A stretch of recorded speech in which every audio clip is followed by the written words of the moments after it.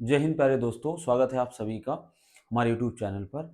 हम लोग मैथ में नंबर सिस्टम चैप्टर को फिनिश कर चुके थे, जिसमें हमने आपको बताया कि संख्याएं क्या होती हैं, उनके प्रकार बताए थे और इसके साथ साथ आपको कॉन्सेप्ट से रिलेटेड 30 क्वेश्चन भी हम आपको करा चुके हैं। बीच में थोड़ा सा गैप हो गया था, तो वो थोड़ा इश्यूज की वजह से हो गया था। हमने आपको इस तरह से यहाँ पर शुरू किया था। हमने आपको संख्याएं बताई थी और ये सभी वास्तविक संख्याएं क्या होती हैं, दशमलव में किस तरह के प्रकार होते हैं, पूर्ण संख्याएं क्या होती हैं, ऋणात्मक पूर्णांक धनात्मक पूर्णांक क्या होते हैं, सम विषम क्या होती हैं, प्राकृतिक संख्याएं क्या होती हैं, भाज्य अभाज्य क्या होती हैं और सहभाज्य क्या होती हैं। इस तरह से ये सभी चीजें हमने आपको अपने पहले क्लास में सब कुछ क्लियर कर दिया था। यहाँ पर विभाजिता के जो नियम होते हैं, वो जो कि एग्जाम में जरूर लगभग पूछे जाते हैं, वो सभी आपको हमने क्लियर किए थे। साथ के साथ इकाई अंक कैसे ज्ञात किया जाता है, अगर साधारण गुणात्मक संख्या गुणा में संख्याएं दी हों, जोड़ घटाने में दी हो, या फिर कैसी दी हो, पावर वाली संख्याएं दी हो, घात वाली संख्याएं दी हो, वहां पर हम इकाई अंक कैसे ज्ञात करते हैं, ये सब हम बता चुके थे आपको। और इसके अलावा हम आपको 30 क्वेश्चन जो एनसीईआरटी बेस होते हैं, जो कॉन्सेप्ट पे पूछे जाते हैं, वो क्वेश्चन भी हम आपको करा चुके थे। ठीक है, इतना कुछ हम लोगों का हो चुका है। आज की क्लास में हम लोग अब आते हैं अपने फैक्चुअल जो न्यूमेरिकल क्वेश्चन होते हैं, सॉल्व करने वाले क्वेश्चन होते हैं, उन पे आते हैं हम लोग। ठीक है, तो यहाँ से एक सीरीज शुरू होगी, हम कह सकते हैं यहाँ पर एक सीरीज शुरू होगी, जो हम लोग पर क्लास 10 से 15 क्वेश्चन किया करेंगे, ज्यादा क्वेश्चन नहीं करेंगे और बहुत ही अच्छे क्वेश्चन, स्टैंडर्ड क्वेश्चन करेंगे। लगभग जितने भी टाइप बनते हैं आपके, जितने भी टाइप बनते हैं वो सभी टाइप यहाँ पर कंप्लीट हो जाएं। जैसे प्राकृतिक संख्याओं के योग पर आधारित जो क्वेश्चन होते हैं, उनके 2-4 क्वेश्चन हम कराएंगे। इसके अलावा इन क्वेश्चंस को कराने के बाद अगला कोई टाइप आएगा, तो सभी टाइप पहले पढ़ा देंगे। इसके बाद मिक्स क्वेश्चन, जो मिसलेनियस जिसे आप बोलते हो, वो मिक्स क्वेश्चन करा देंगे। एक पूरी उसकी लास्ट में प्रैक्टिस शीट करा देंगे, तो हमारा पूरा चैप्टर ओवरऑल तैयार हो जाएगा। ठीक है, ये हमारी प्लानिंग है। इसके बाद दूसरे चैप्टर पे हम लोग पहुंचेंगे। नंबर सिस्टम बहुत ही क्रूशियल ये चैप्टर है, तो इसको बहुत ध्यान से हम लोग देखेंगे। देखिए पहला क्वेश्चन क्या कह रहा है। पहला क्वेश्चन कह रहा है, यदि 1+2+3 डॉट डॉट के कितने पदों का योग, मतलब बता नहीं रहा है कितने पदों का योग, योगफल कितना होगा, 5050 होगा। ठीक है, तो ये सीरीज सपोज करो n पदों तक चली जाती है। कितने पदों तक चली जाती है, n पदों तक चली जाती है। इन दिस केस कितने पदों का योगफल 5050 होगा। आपको पता होगा कि n पदों का योगफल क्या होता है, n इंटू n प्लस 1/2 होता है। अगर हम Sn की बात करें, प्रथम n पदों का योगफल क्या होता है, n इंटू n प्लस 1/2, और इसका योगफल पहले से ही दे रखा है। कितना दे रखा है, 5050 दे रखा है उन्होंने। ठीक है, अब हम क्या करेंगे, अगर इसको और थोड़ा सा सिंप्लीफाई करें, n into n plus 1 is equal to 2 का उधर गुणा कर दीजिए, 0 5 दूनी 10 और 5 दूनी 10, यानी 10,100 आ गया। ठीक है, अब यहां पर हम देखेंगे कि एक तो n का मान होगा और उसमें एक जस्ट जुड़ा हुआ होगा, मतलब जो भी n का मान आएगा, सपोज करो अगर n 10 है तो n प्लस 1 क्या होगा, 11 होगा। इतनी तो बहुत छोटी सी बात है, सबको पता होगा। अब यहाँ पर हम कुछ भी नहीं करेंगे, बस इसको अपने ही लॉजिक से सॉल्व कर लेंगे। यहाँ पर कुछ भी ऐसा नहीं करेंगे कि नहीं सॉल्व करें एन स्क्वायर प्लस एन करें तब जाके कोई सॉल्व करें जाके, ऐसा कुछ भी नहीं करेंगे।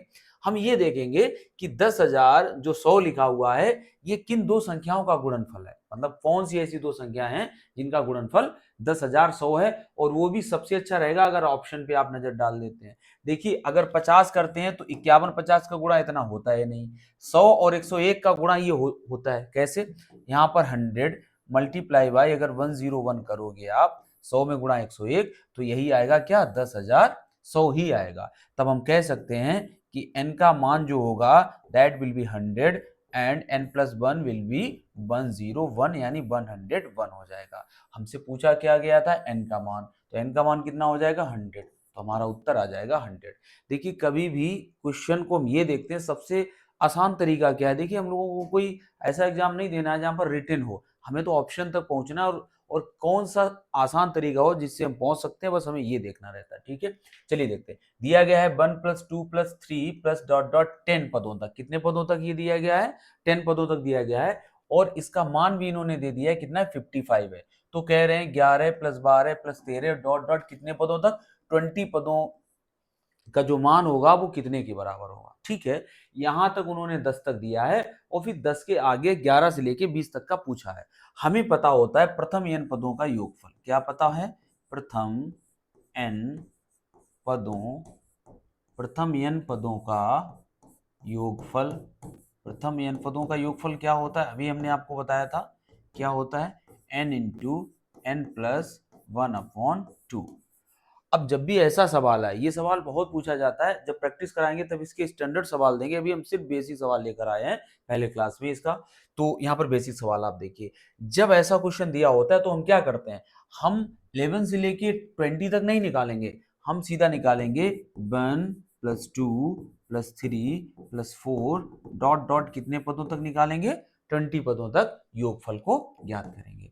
तो कितना हो जाएगा, एस एन बराबर कितना हो जाएगा, देख लीजिए इसको, n प्लस यानी 20 इंटू एन प्लस 1 यानी 21/2। भाई n इंटू एन प्लस 1 की जगह 20 रखेंगे ना, n का मान 20 है, 20 पद ही है कुल मिला के, और n प्लस 1 कितना हो जाएगा, 21 हो जाएगा।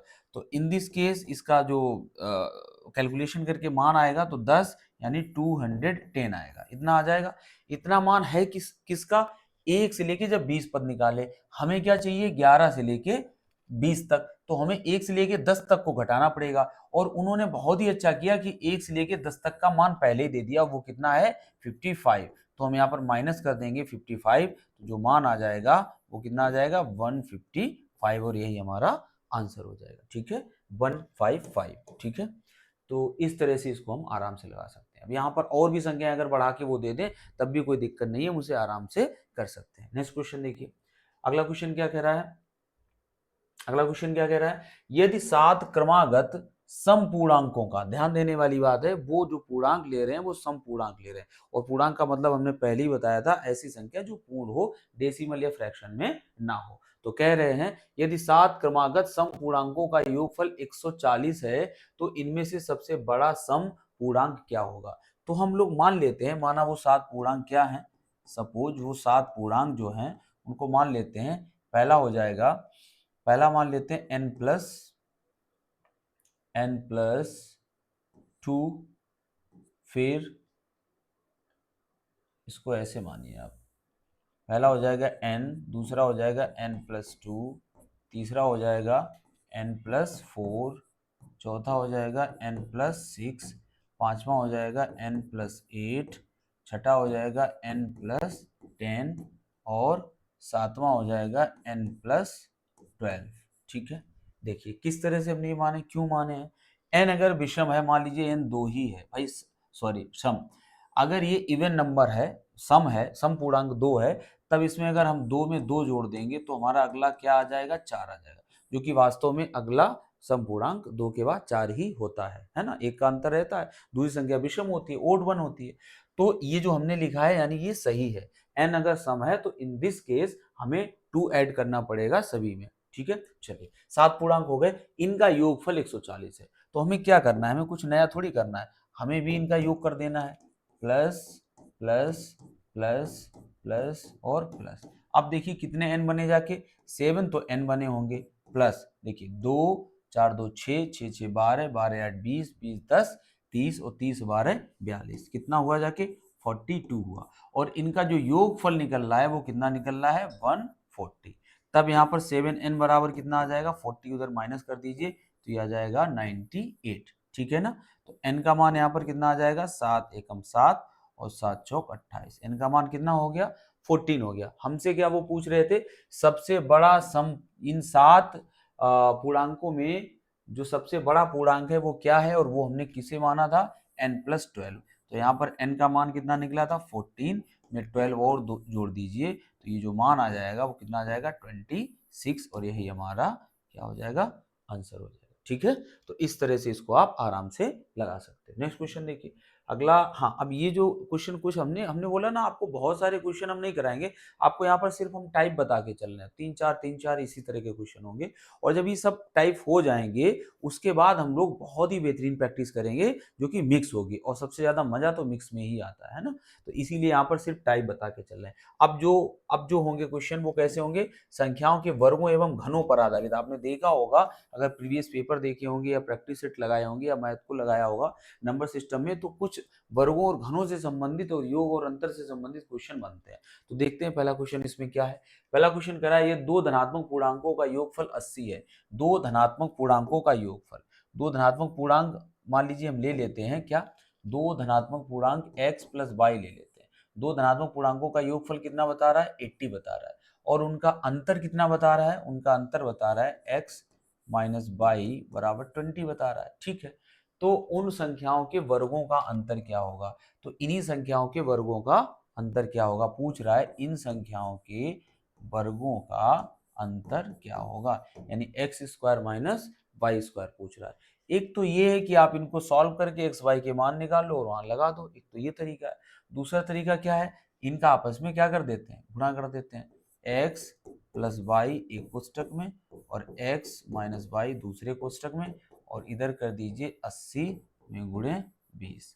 अब आप इधर देखिए a plus b a minus b, तो कह सकते हैं a square minus b square, यही तो होता है ना फॉर्मूला, बराबर 8 दूनी 1600 हो जाएगा, और यही हमारा उत्तर आ जाएगा, क्योंकि हमसे यही पूछा जा रहा था और यही हमारा आंसर हो जाएगा। ठीक है, 1600 आंसर हो जाएगा। नेक्स्ट क्वेश्चन देखिए, अगला क्वेश्चन क्या कह रहा है, अगला क्वेश्चन कह रहा है, देखिए आपकी ईवीएस की बहुत ही बेहतरीन क्लासेस चल रही हैं। ईवीएस की आज जो क्लास पढ़ी है वो 20वीं क्लास पढ़ी है।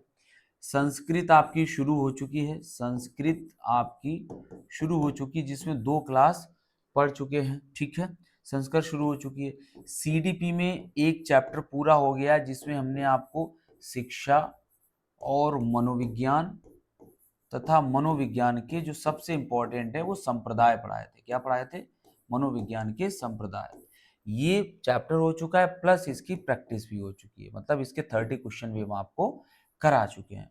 ये 3 चीजें इस तरह से शुरू हो चुकी है। हिंदी की क्लास बहुत जल्द आपकी संभवतः कल या परसों में शुरू हो जाएगी, किसी कारणों की वजह से वो शुरू नहीं हो पाई है, हिंदी की क्लास भी आपकी शुरू हो जाएगी।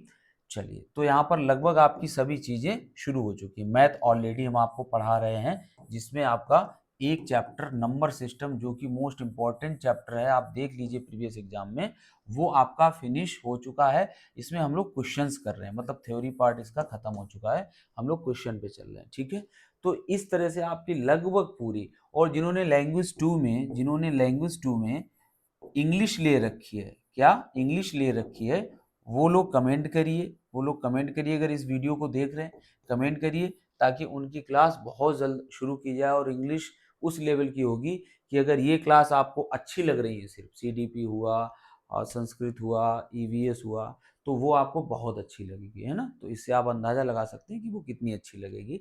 तो ये इस तरह से हमारा पूरा प्लान है, और इसी तरह से चीज़ें स्टार्ट भी हो चुकी हैं, समय हम लोगों के पास पर्याप्त है। सिलेबस आपका इसी दिसंबर तक हर तरह से कंप्लीट हो जाएगा, और पूरा आगे का जो समय मिलेगा वो हम लोगों को मैराथन से रिवीजन के लिए मिलेगा। एग्जाम चाहे जैन में ले लें, वो चाहे फेब में लें, कभी भी लें, लेकिन हम लोगों को क्या है, अपनी तैयारी को कर लेना है, क्योंकि गवर्नमेंट जब चाहेगी तब एग्जाम ले लेगी। हम ये सोच के नहीं बैठ सकते हैं कि नहीं वो तो परीक्षाएं हैं, इलेक्शन है, वो जब जिस दिन उसका मूड होगा गवर्नमेंट कुछ भी कर सकती है, क्योंकि उसके पास संसाधन होते हैं, और संसाधन जिसके पास होते हैं वो कभी भी चीज़ों को अपने हिसाब से कर सकता है। तो आप ये ना सोचना कि कोई आपसे कह दे कि नहीं एग्जाम तो अब नहीं होगा, अध्यक्ष नहीं रही, कुछ भी नहीं रहे, आप अपनी पढ़ाई को जारी रखना। देखिए, यदि दो संख्याओं का अनुपात दिया है 1:5 दिया है, तो दो संख्याएं माना कि x और y हैं, और उनका अनुपात 1:5 है। ठीक है, और उनका गुणनफल दिया है 320। अगर इनके गुणनफल की बात करें तो वो दिया है 320 दिया है। 320 हो तो दो संख्याओं के वर्गों के बीच अंतर क्या होगा, और हमसे पूछा क्या जा रहा है, x square minus y square, ये तो पूछा जा रहा है, दो संख्याओं के वर्गों का अंतर हमसे पूछा जा रहा है। देखिए यहाँ पर अगर हम इसको थोड़ा सा देखें तो ये क्या है, ये देखिए x बहुत ऐसा होता है ना, कुछ लोग कहते हैं x ना मानो, बिल्कुल ना मानो, हम भी नहीं मनवाते कभी भी x, लेकिन अगर बिल्कुल बच्चा सा सवाल है तो अगर वहां मान लेंगे तो क्या ही दिक्कत है बताइए। गुणनफल में x मानने से क्या फायदा होती है, भी हम आपको बताएंगे। 5x, तो ये किसके मान हो, इनको x ना मान के, क्योंकि x y हमने ऑलरेडी मान लिया है, तो इसको मान लीजिए आप a और इसको मान लीजिए 5a। ठीक है ना, तो हमने ये मान लिया। अब इन्हीं को हम यहाँ पर रख सकते हैं कि नहीं रख सकते हैं बताइए, तो यहाँ पर आप रखिए इनके मान को, तो a इंटू 5a। ठीक है, तो क्या हो जाएगा 5a स्क्वायर, और इसको बराबर कर दीजिए 320 के, तो a स्क्वायर बराबर 5 का इसमें करेंगे 64 आएगा, तो a बराबर कितना आ जाएगा 8 आ जाएगा।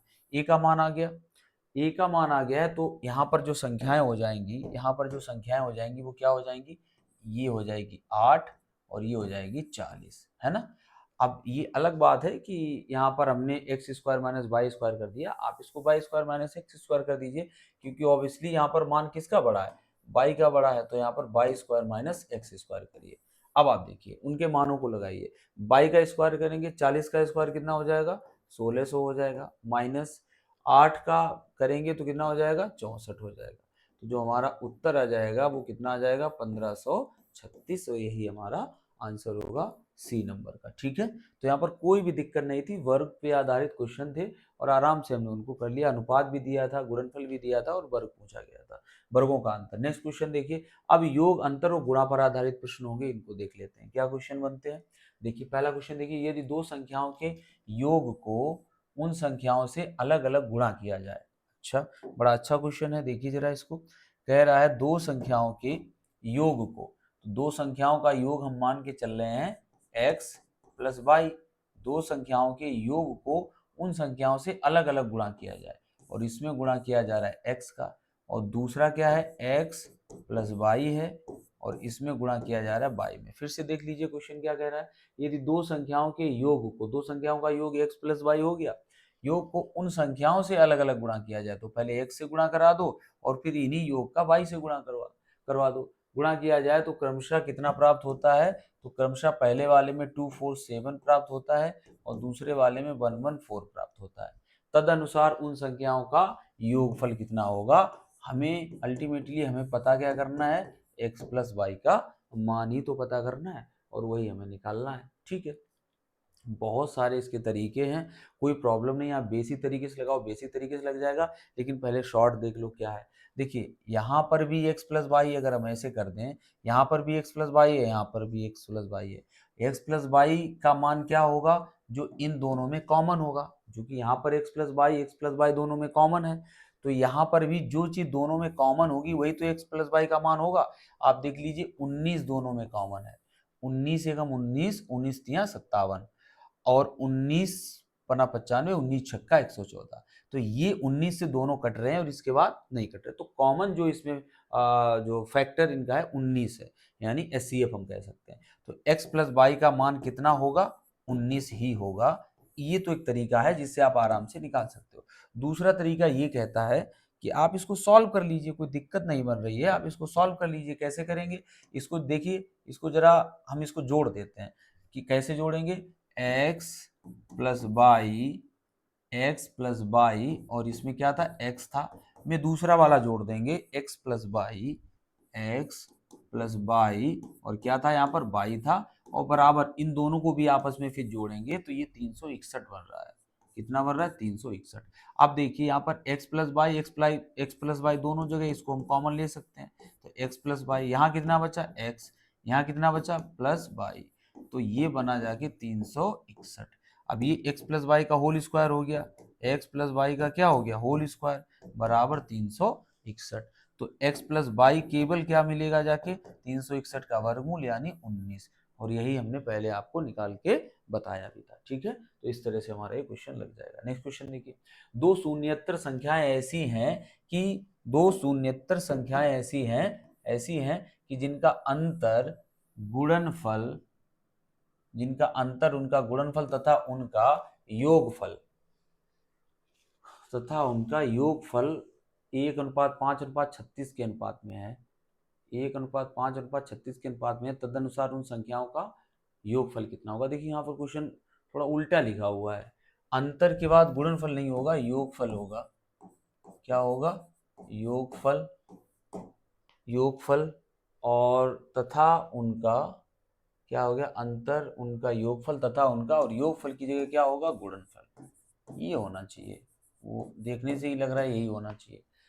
तो योग अंतर क्या है, x माइनस वाई, ऐसे लिख देते हैं, अनुपात x प्लस वाई, अनुपात x इंटू वाई बराबर दिया है 1:5:36, है ना, यही तो दिया है, इस तरह से दिया है। अब देखो लगाने के बहुत सारे तरीके हैं, बेसिक तरीका भी है, जैसे अभी पिछले सवाल में भी हमने बताया था, बट यहाँ भी शॉर्ट कर लो, क्या दिक्कत आ रही है? कोई दिक्कत तो आ नहीं रही है, इसको भी शॉर्ट कर लेते हैं। शॉर्ट करने से हम क्या ही कर सकते हैं इसमें, देखिए क्या कर सकते हैं, आप x minus by x plus by के ये जो वैल्यूज हैं इन्हीं को कंसीडर कर लो, तब यहाँ पर x का मान क्या आ जाएगा, मतलब इन दोनों को अगर आप देखेंगे x माइनस वाई का मान 1 है, तो 1 की जगह आप इसको मान लो ये a है ना, क्या है a, और x प्लस वाई का मान 5 है, तो इसको मान लीजिए 5a, ठीक है। अब देखिए आप इसको, और ये आप इसको देखिए x minus by x plus by, तो यहाँ से 2x बराबर निकलेगा 6a, तो x बराबर क्या आ जाएगा 3a, ठीक है, x बराबर 3 आ जाएगा। इसी हिसाब से जब उसका मान लगाएंगे तो y बराबर कितना आ जाएगा 2a आ जाएगा। दोनों के मान आ गए, x का आया 3a और y का आया 2a। अब इन दोनों का गुणनफल कितना बता रहा है, अगर इन दोनों का हम गुणा कराते हैं तो गुणा कितना आ जाएगा, 3 दूनी 6a स्क्वायर, 6a स्क्वायर। अच्छा, क्योंकि अनुपात में है तो a यहाँ भी लगा सकते हैं हम लोग, है ना, वो तो अनुपातिक संख्या है तो सभी जगह ये लग जाएगा। ये गुणनफल किसके बराबर कर देंगे, 36a के बराबर। तो इस a से ये a की पार चली गई, तो यहाँ पर जो a का मान आ जाएगा वो 6 आ जाएगा, a का मान 6 आ जाएगा। अब हमसे क्या पूछा जा रहा था, दोनों का योगफल, और दोनों का योगफल हम लोग पहले ही निकाल चुके थे, वो कितना था 5a था, है ना, दोनों का योगफल कितना था 5a, तो a की जगह 6 लगा दीजिए, तो 5 इंटू 6 बराबर 30, यही हमारा आंसर हो जाएगा। बाकी इसको बेसिक तरीके से भी लगा सकते हो, लेकिन ऐसी कोई बात जरूरी नहीं है कि नहीं आप बेसिक से ही लगाओ, आप ऐसे लगा लो, कोई दिक्कत नहीं है, ठीक है। नेक्स्ट क्वेश्चन देखिए, भाग की लंबी विधि पर आधारित क्वेश्चन होंगे। देखिए, भाजक तथा शेषफल का अनुपात, भाजक तथा शेषफल का अनुपात 3:2 है, और भाजक तथा भागफल का अनुपात, तो जरा इसको हम क्या लिख सकते हैं, उल्टा करके लिख दें हम, शेष तथा भाजक, देख लेना, भाजक शेषफल का था, हमने शेषफल भाजक लिख दिया, तब अनुपात भी बदल दीजिए 2:3। और यहाँ क्या दिया है, भाजक और भागफल, यहाँ दिया है भाजक का किसके साथ अनुपात दिया है, भागफल के साथ दिया है, और वो अनुपात कितना दे रहे हैं, भागफल के साथ अनुपात 7:12, 7:12 दे रहे हैं। यदि शेषफल 14 हो, तो पहले यहाँ पर हम तीनों का अनुपात निकाल लेते हैं। तीनों का अनुपात कैसे निकलेगा, शेष का अनुपात किसके साथ, भाजक के साथ, अनुपात किसके साथ, भागफल के साथ, भागफल के साथ जो अनुपात आएगा वो क्या आ जाएगा, देखिए यहाँ पर हम 7 का गुणा कर देंगे, तो 7 दूनी 14 अनुपात 7 तियो 21, ठीक है, और अनुपात 12 तिया 36, यही आ जाएगा कितना, 14, 21 और 36। अब हम कह सकते हैं कि अब वो बोल क्या रहा था, यदि शेषफल 14 हो, देखिए कलर चेंज कर लेते हैं, यदि शेषफल 14 हो, यहाँ पर शेष कहाँ पर है, पहले नंबर पे, और यहाँ पर शेष कितना निकला है, पहले नंबर पे 14, और वो एग्जैक्टली इसको बता भी कितना रहा, यदि शेषफल 14 हो, वो पहले ही बता रहा है, शेषफल 14 हो तो भाज्य कौन सा है, तो भाज्य कौन सा है। अच्छा, ये सवाल पूरा ही नहीं लिखा है इसमें, इसमें सवाल पूरा ही नहीं लिखा है। फिलहाल शेषफल 14 है, तो अच्छा चलिए देखते हैं, हाँ भाज्य पूछ रहा है ना, हाँ ठीक है लग जाएगा। अच्छा, ये शेष 14 हो गया, तो फिर भाजक क्या हो जाएगा, भाजक हो जाएगा 21, और भागफल कितना हो जाएगा 36। भाज्य पूछ रहा है ना, तो भाज्य निकल आएगा, भाज्य, भाज्य बराबर क्या होता है, भाजक गुणे भागफल, गुणे भागफल और प्लस शेष, यही तो होता है। भाज्य बराबर क्या होता है, भाजक में गुणे भागफल प्लस शेष। अब हम गुणा कर देते हैं, भाजक, भाजक क्या था अपना 21 था, चूंकि 14 बराबर 14 है तो 21 बराबर 21 होगा, 21 में गुणे भागफल कितना निकला था 36, 36 और प्लस शेषफल कितना है 14, ठीक है। अब इनका हम लोग गुणा कर देते हैं, 20 का गुणा करेंगे 36 दूना 72, 20 का गुणा करेंगे 36 दूना 72, यानी 720, और 720 में 21 और जोड़ दीजिए, यानी 700 कितना हो जाएगा, कुछ गड़बड़ हो रहा है, 41, सही तो है, लेकिन ये क्वेश्चन पूरा यहाँ पर इस तरह से दिया है, उस तरह से था नहीं, ये कुछ गड़बड़ दे रहा है क्वेश्चन को। ठीक है चलिए, तो कितना हो जाएगा, 4 1 5 और 4 1 5 और 7 755। आंसर यहाँ पर कोई मैच ही नहीं कर रहा है, जबकि पूछा तो यही जा रहा है। भाजक तथा शेषफल का अनुपात, भाजक तथा शेषफल को हमने शेषफल और भाजक कर दिया, तो शेषफल 2 और भाजक 3 कर दिया, सही है। और भाजक तथा भागफल का अनुपात, भाजक तथा भागफल का अनुपात 7:12 है, ठीक है। यदि शेषफल 14 हो तो देखिए यहाँ पर हमने बनाया क्या है, 7 दूनी 14, 7 तियो 21 और 12 तिया 36, सही है। शेषफल भाजक भाजक, अब शेषफल को 14 बता रहे तो शेषफल को हमने 14 कर दिया है, कोई दिक्कत नहीं है। जब शेषफल 14 बराबर 14 है तो ये भी 21 और 36 होंगे, यहाँ पर भी कोई दिक्कत नहीं। भाज्य ज्ञात करो, भाज्य बराबर होता है भाजक में गुणे भागफल प्लस शेषफल। भाजक कितना है 21, भागफल कितना है 36, भागफल 36 ही है ना, भागफल 36 है, और शेषफल 14 इसमें जोड़ देंगे, 21 36 का गुणा करेंगे, 36 दूना 72, 720 आ जाएगा, में 21 और जोड़ दो 720 में तो 741 हो जाएगा प्लस, सही है आंसर। ये क्वेश्चन ही यहाँ पर ऑप्शन से मतलब न रखो, जो हमारा क्वेश्चन लगा है वो बिल्कुल सही है, ठीक है। चलिए नेक्स्ट क्वेश्चन देखिए, कह रहा है 13,851 में 13,851 में वो कौन सी न्यूनतम संख्या जोड़ी जाए कि ऐसी संख्या प्राप्त हो जो 87 से पूरी तरह विभाजित हो जाए। तो जो ये लिखा है 13,851 लिखा है, तो इसको हम 87 से डिवाइड ही करके देखते हैं। 13,851 को 87 से काटेंगे तो कितना आ जाएगा, नदूनी 18, एक बार जाएगा ये, तो 87 लिख दीजिए, यहाँ पर कितना आ जाएगा, 1 आ जाएगा, और यहाँ कितना आ जाएगा, 8 5 13 आ जाएगा, फिर से 5 नीचे आ जाएगा, फिर से देखिए 9 से 9 पन्ना 45, 9 पन्ना 45 यानी 5 बार जाएगा, 5 सत्ते 35 की 5, हासिल लगे 3 और 5 अट्ठे 40 और 3 43, ठीक है 43। कितना बचेगा यहाँ पर, 5 से 5 0 और 11 से 3 8 3 11, 80 बचा। फिर नीचे उतर के आएगा 1, 801 हुआ।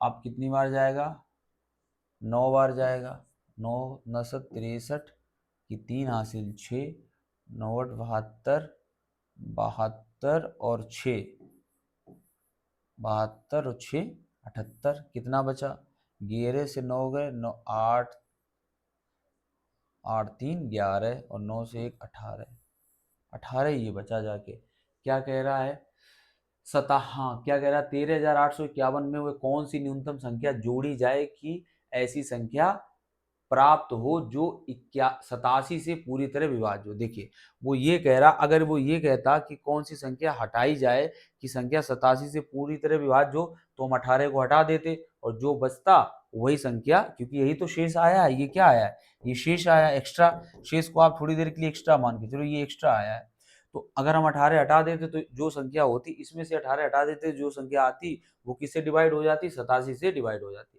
बट वो हटाने नहीं कह रहे हैं, वो कह रहे थे कौन सी संख्या न्यूनतम संख्या जोड़ी जाए। तब 18 तो हमारे पास पहले से है, और 87 मतलब 87 हो जाए, ये अगर 87 होती तब तो कट जाता, तो 18 87 में कितने का डिफरेंस है, बस ये देख लेते हैं हम लोग। तो 87 से आप 18 को घटा दीजिए, देखते हैं क्या बनता है ये। तो 17 9 8 17 और 7 से 1 यानी 6, 69 अगर इसमें हम और जोड़ दें इस संख्या में, तो हमारी संख्या 87 से कट जाएगी और यही हमारा आंसर हो जाएगा, ठीक है। नेक्स्ट देखिए, 200 और 400 के बीच कितनी संख्या हैं जो 7 से विभाज्य हैं। पहले तो देख लेते हैं कि 200 तक हमारी 7 से विभाज्य कितनी संख्याएं हैं, तो कितना हो जाएगा, 7 दूनी 14 हो जाएगा, कितना बचेगा 6, 6 और 60 हुआ, 7 अठे 56, 7 अठे 56 बचा 4, ठीक है। अब 400 तक देख लेते हैं कितनी डिवाइड होती हैं 7 से, तो 7 दूनी 7 पन्ना 35, 7 पन्ना 35, कितना बचा है 5 0 7 सते 49, 1 बचा। 57 संख्याएं हैं जो 400 तक डिवाइड होती हैं 7 से, और 28 संख्याएं हैं जो 200 तक डिवाइड होती हैं, और हमें क्या चाहिए 200 से 400 के बीच की। तो मतलब हमें 57 संख्याएं जो पूरी 400 तक डिवाइड हो रही थी, उससे हमें 200 तक डिवाइड होने वाली संख्याएं घटा देनी है। तो हमारा उत्तर आ जाएगा कितना, 29, और यही हमारा आंसर हो जाएगा 29। ठीक है, तो अब भाज्यता पर आधारित क्वेश्चन होंगे ये, और इनको नेक्स्ट सेशन में कराएंगे। आज हमने आपको 10 क्वेश्चन करा दिए, और इसी तरह से छोटे क्लास रहें, ज़्यादा अच्छा होता है, आपके लिए भी अच्छा रहता है और बढ़िया रहता है, टाइम की बचत हो जाती है, और कॉन्सेप्ट 2-3 कॉन्सेप्ट होते हैं वो क्लियर हो जाते हैं।